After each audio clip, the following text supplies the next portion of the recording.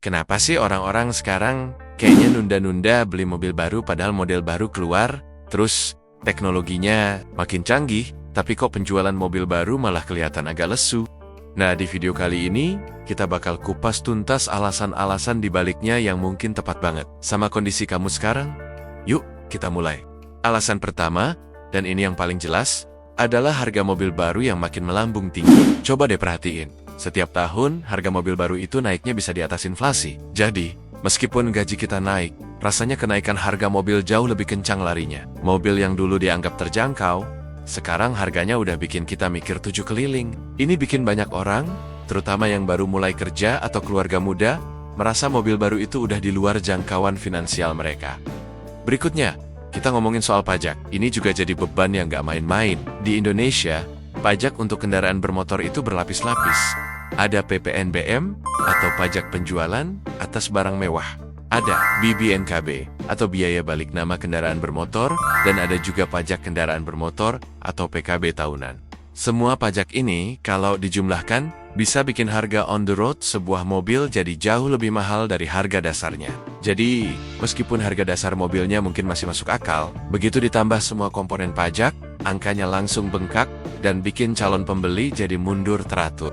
Nah, kalaupun kita akhirnya mutusin buat kredit, ada lagi tantangan lain, yaitu suku bunga leasing yang tinggi. Sebagian besar orang Indonesia beli mobil lewat skema kredit. Masalahnya, suku bunga pembiayaan kendaraan sekarang ini cukup memberatkan. Dengan bunga yang tinggi, cicilan per bulan jadi besar, dan total uang yang harus kita bayarkan selama masa tenor kredit jadi jauh lebih mahal dari harga mobil itu sendiri. Ini bikin banyak yang ragu, karena takut cicilannya bakal mengganggu cash flow bulanan mereka. Akhirnya, niat beli mobil baru pun ditunda sampai suku bunga lebih bersahabat. Sekarang, kita lihat dari sisi pendapatan. Meskipun ekonomi katanya tumbuh, tapi pendapatan per kapita masyarakat kita bisa dibilang naiknya nggak signifikan atau stagnan.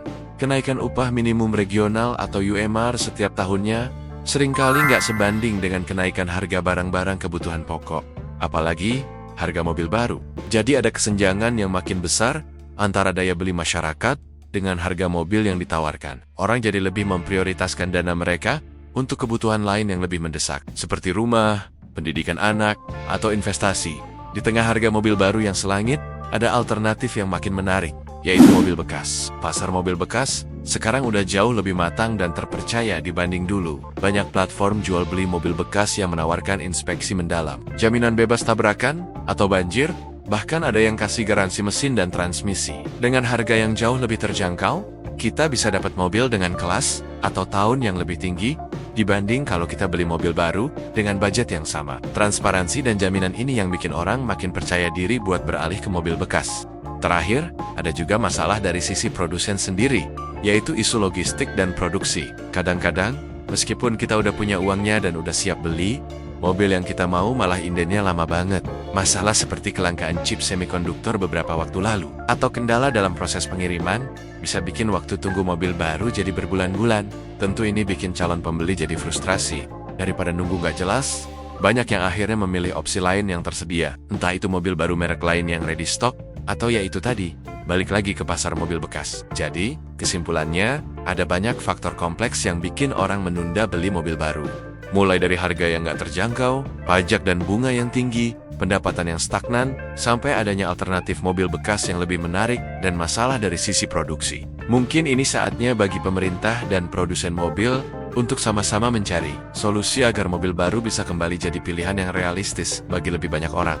Gimana menurut kalian? Apa ada alasan lain yang bikin kalian nunda beli mobil baru? Coba deh share pendapat kalian di kolom komentar di bawah. Kita diskusi bareng-bareng ya. Terima kasih sudah nonton sampai akhir. Jangan lupa like, komen, dan subscribe channel ini biar nggak ketinggalan video-video menarik lainnya. Sampai jumpa!